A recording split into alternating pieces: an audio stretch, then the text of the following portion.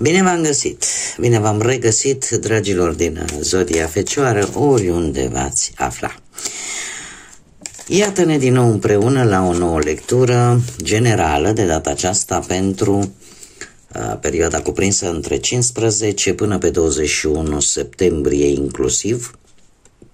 Așa că toți cei care aveți soarele, luna, Venus, ascendentul sau oricare alt aspect astral important pentru voi din harta voastră natală și care are legătură cu Zodia Fecioară, atunci această lectură este de asemenea și pentru voi. Ca de fiecare dată, nu uitați, voi sunteți stăpânii propriei voastre vieți prin deciziile, alegerile pe care voi le faceți. Este o lectură totuși generală, așa că vă rog să luați decât acele mesaje care rezonează cu voi, restul lăsați-le să zboare în univers, pentru că sigur sunt pentru alte energii care într-o mai mică sau mai mare măsură au o legătură cu Zodia Fecioară. Și înainte de a începe lectura propriu-zisă, tocmai ce mi-a sărit o carte care îmi vorbește de apreciere, de cineva care pentru unii dintre voi este un mesaj aleatoriu, orică vreo veste îmbucurătoare, mai ales dacă ești singurel, singurică, cineva, vei întâlni pe cineva care se pare că te va prețui precum ceva prețios. Este probabil pentru unii dintre voi ceva neașteptat, iar pentru alții această carte îmi poate vorbi de ceva ascuns care va ieși la suprafață. Ceva ascuns de multă vreme. Și acum haideți să începem lectura propriu-zisă și să vedem care este situația voastră. În funcție de ce simțiți, de ce vă doriți, de ce situații traversați în acest moment, dragilor din Fecioară, sau cu legături puternice cu această zodie. Și haideți să vedem.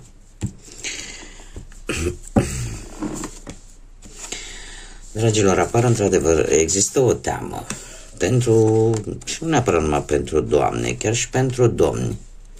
Există o teamă vis-a-vis de o călătorie, vis-a-vis de un angajament, de o căsătorie, de ce nu? Pentru că și căsătoria este un angajament serios, să fac niște compromisuri serioase. Dar mai avem o variantă în care unii dintre voi chiar aveți o anumită teamă, mai ales doamnele, că ați putea fi însărcinate, mai ales dacă acest lucru nu este de dorit în acest moment. Ce ar mai fi? Ar mai fi faptul că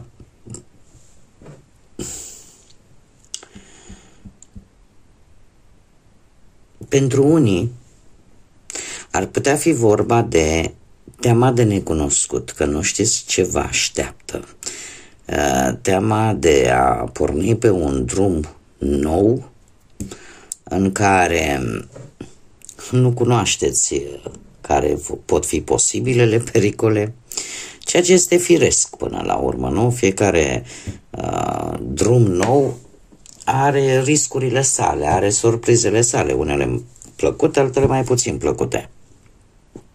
Totuși, e vorba de o călătorie sau poate că viața voastră merge într-o nouă direcție, către locuri necunoscute, o privire așa către viitor, către experiențe noi.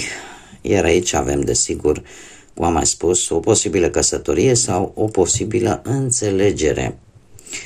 O posibilă înțelegere sau o propunere. Eu aș spune că este o propunere pozitivă. Un angajament pozitiv. Acum, haideți să vedem ce ne spune și tarotul. Să vedem ce vine pentru dragii mei din Fecioară sau cu legături puternice cu această zodie în perioada 15-21 septembrie, atât pe plan profesional, financiar sau sentimental. Să vedem.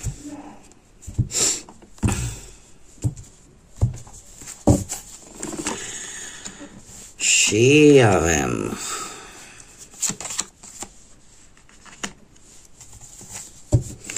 Dragilor, pe plan profesional e posibil să, nu știu dacă Zodia Taur vă spune ceva, dar e posibil să se ducă niște negocieri.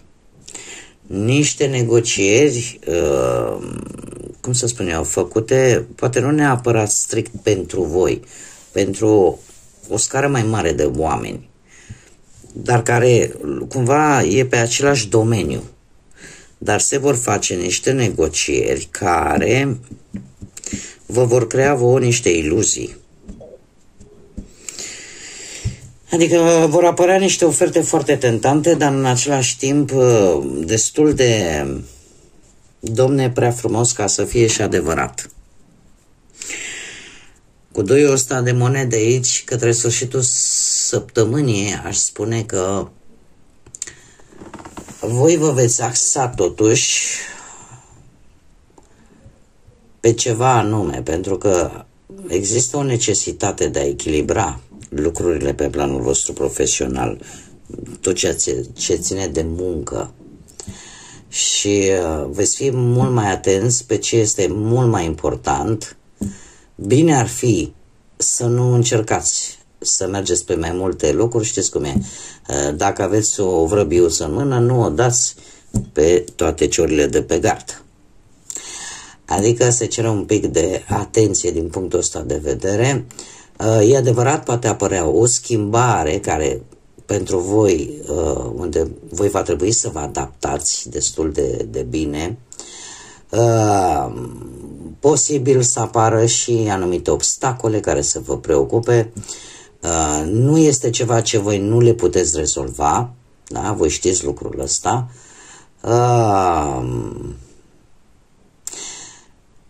Eu aș spune, mai ales, e un avertisment cu care vin cărțile.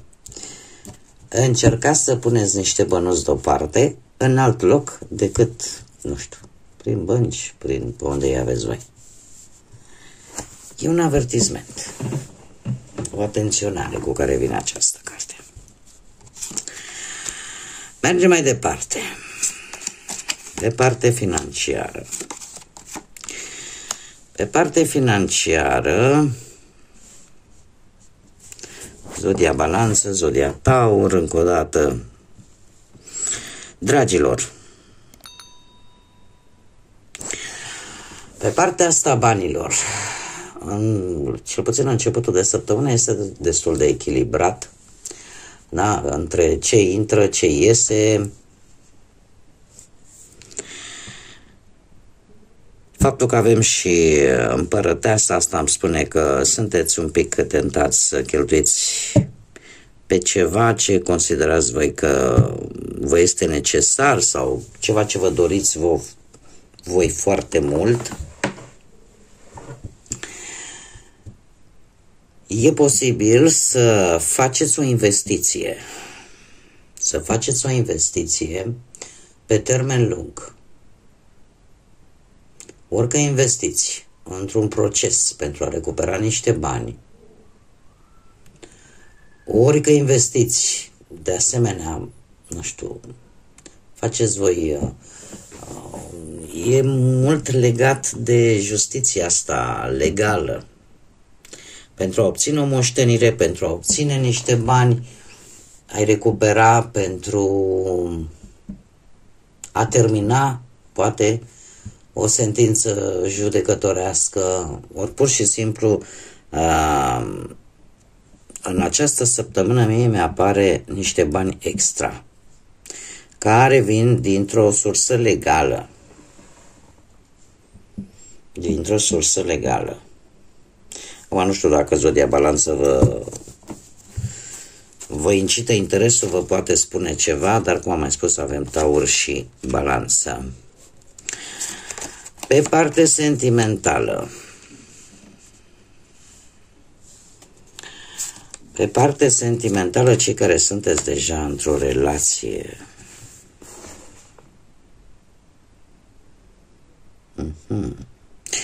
Dragilor, la voi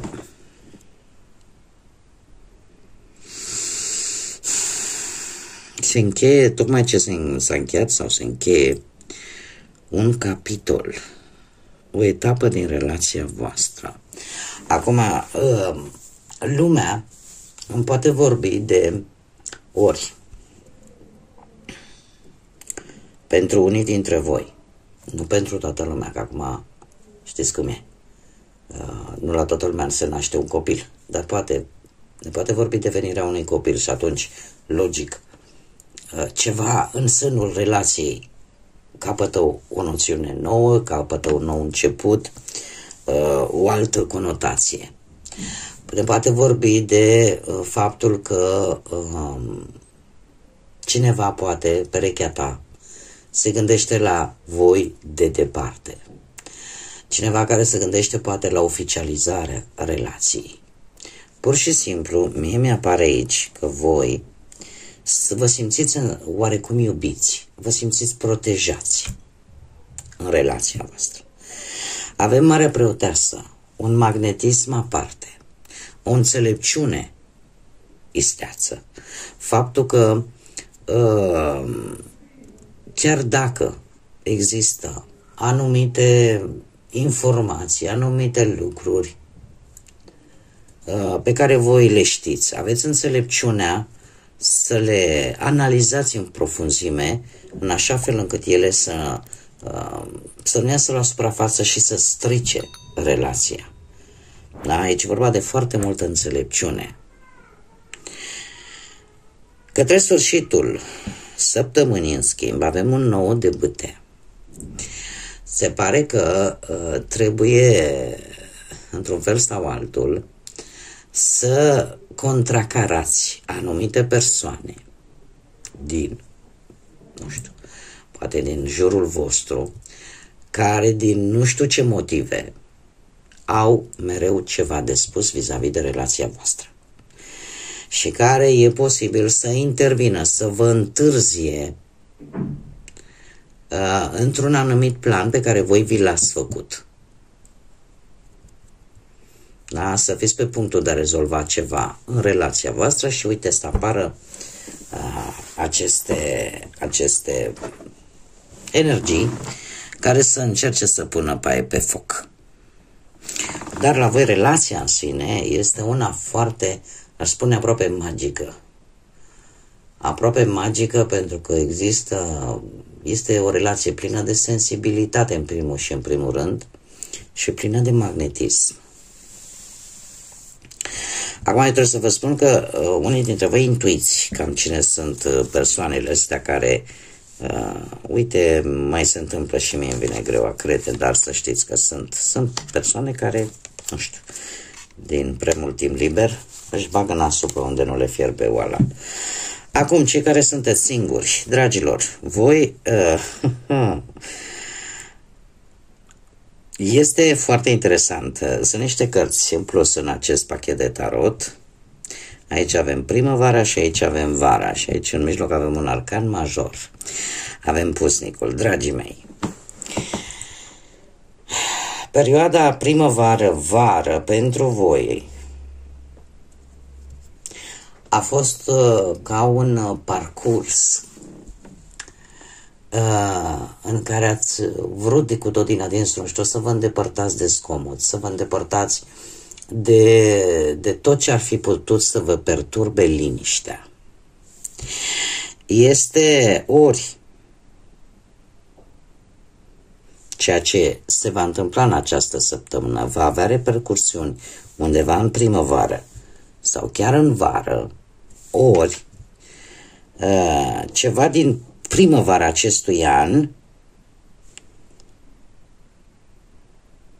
va avea repercursiuni undeva în vara anului viitor. Este foarte interesant, sunt niște cărți care ne lasă nouă ideea de a le intui. Voi așteptați să, cum să spun eu, să se elibereze cumva drumul, să-l vedeți mult mai clar.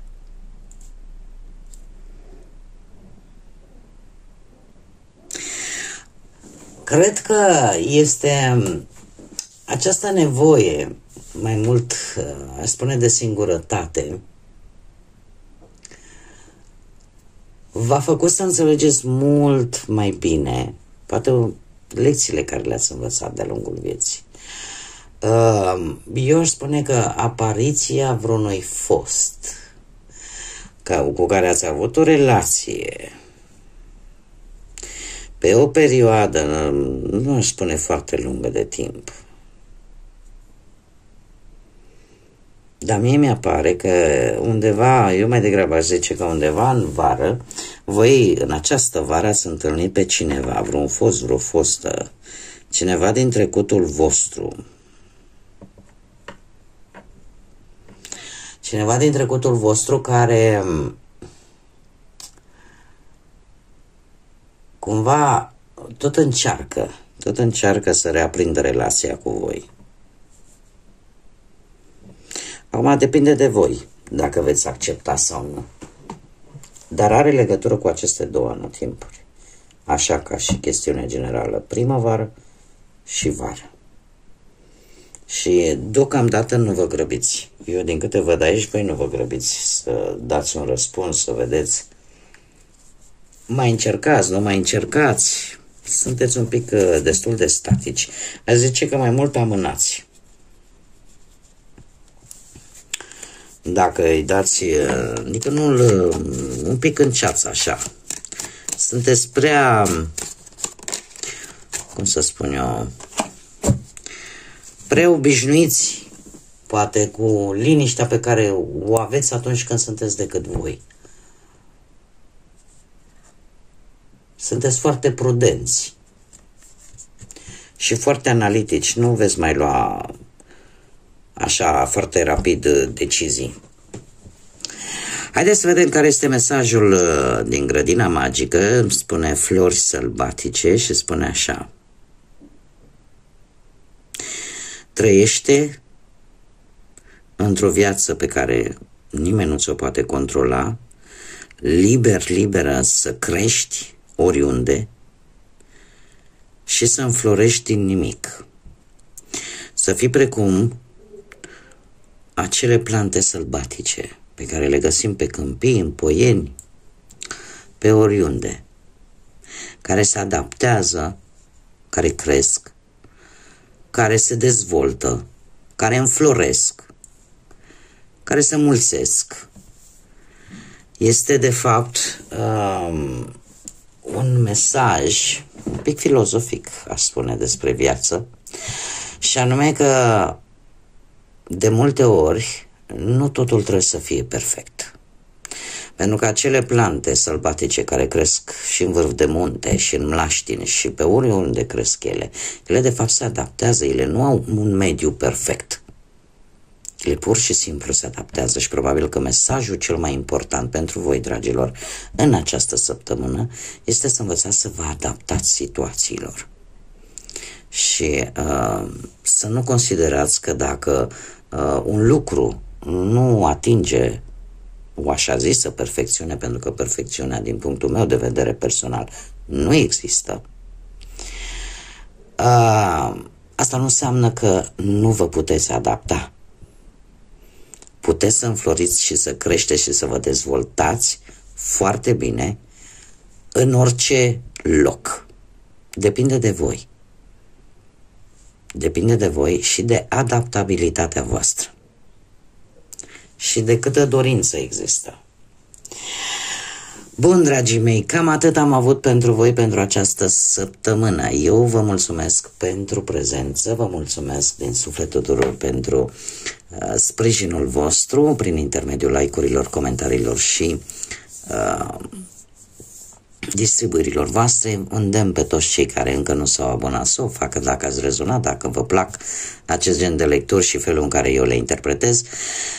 Vă invit să o faceți, să vă abonați, să apăsați și pe clopoțel. În felul ăsta o să primiți notificări atunci când eu public lecturi noi. Până data viitoare, când ne vom reîntâlni la o nouă lectură, eu vă doresc tot binele din lume, să aveți o săptămână cât mai frumoasă, să aveți cât mai multă energie și cât mai multă adaptabilitate la situații. Așa că numai bine, și, desigur, să fiți iubiți, dragilor.